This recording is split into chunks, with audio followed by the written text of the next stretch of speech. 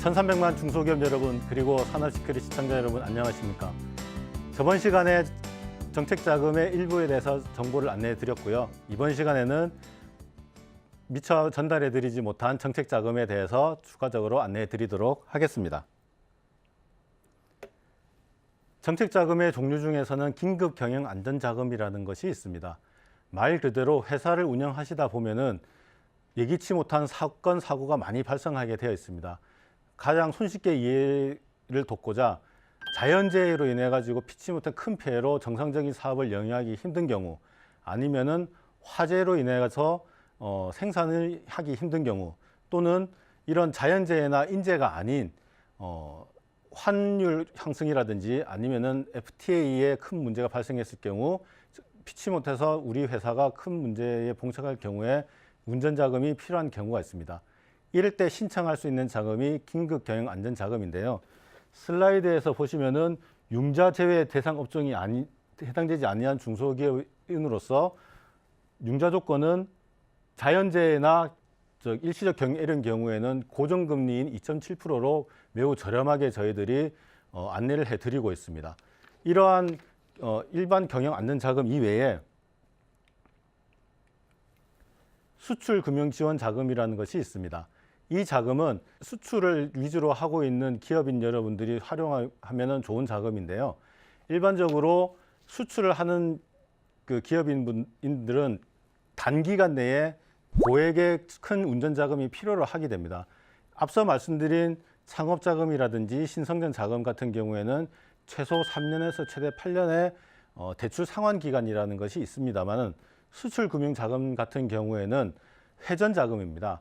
이래서 실제적으로 자금이 필요한 시점에 저희들이 자금 지원을 하게 되고요. 최대 180일 이내에 그 자금을 다 활용하신 이후 다시 일시 상환을 하셔야 되는 겁니다.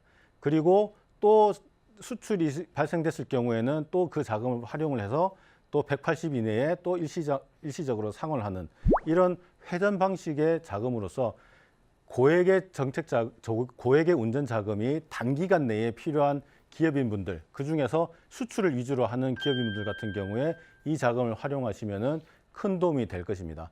수출 자금의 기준 조건은 수출 계약서 금액의 최대 90% 이내, 또는 작년 1년간에 수출된 금액의 50% 이내에 대해서 신청할 수 있는 금액 제한 조건이 있습니다.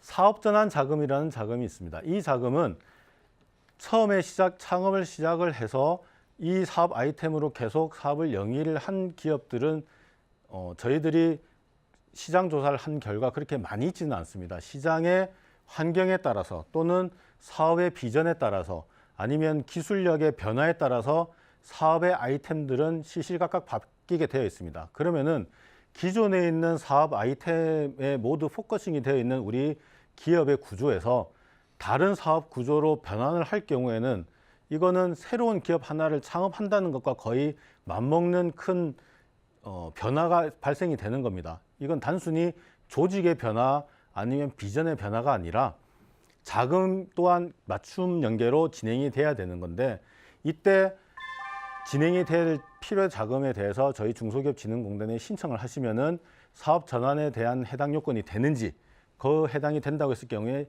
시설자금, 운전자금을 저희가 지원을 하게 됩니다.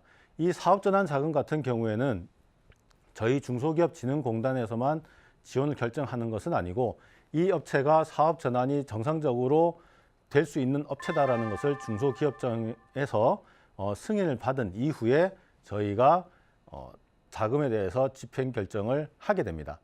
일반적으로 내가 사업 전환을 하는데 서비스업에서 제조업으로 한다, 또는 제조업에서 서비스업을 한다, 이런 업종 전환인 경우가 있습니다. 이런 경우는 반드시 사업 전환에 해당이 되는 거고요. 내가 지금 한 아이템으로 지금 생산을 하고 있는데 이 아이템 말고 요거와 비슷한 아이템을 하나 더 생산을 해서 사업을 좀 전환해 보겠다, 이거는 업종 추가 또는 아이템 추가라고 하는데, 이거 같은 경우에는 반드시 사업 전환이 될 수 있는 요건은 안 됩니다. 그래서 우리 회사가 사업 전환 자금을 한번 추천받고 싶은데 이것이 우리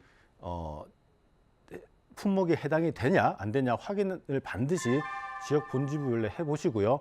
된다고 하시면은 안내에 따라서 준비하셔서 신청해 보시면은 될 것입니다. 자, 투융자 복합자금이라는 게 있습니다. 이때까지 말씀드렸던 창업자금부터 신성장자금, 수출자금, 마지막 사업전환 자금 같은 경우에는 전형적인 정책자금입니다.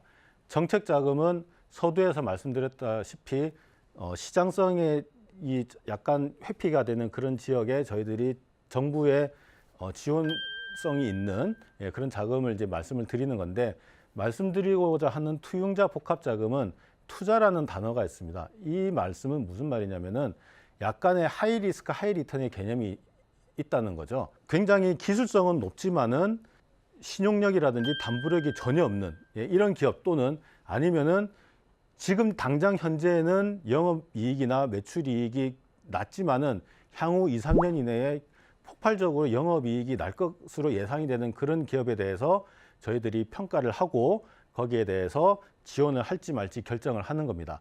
투융자 복합자금에는 크게 두 가지가 있습니다. 이익공유형 자금이 있고 성장공유형 자금이 있는데요.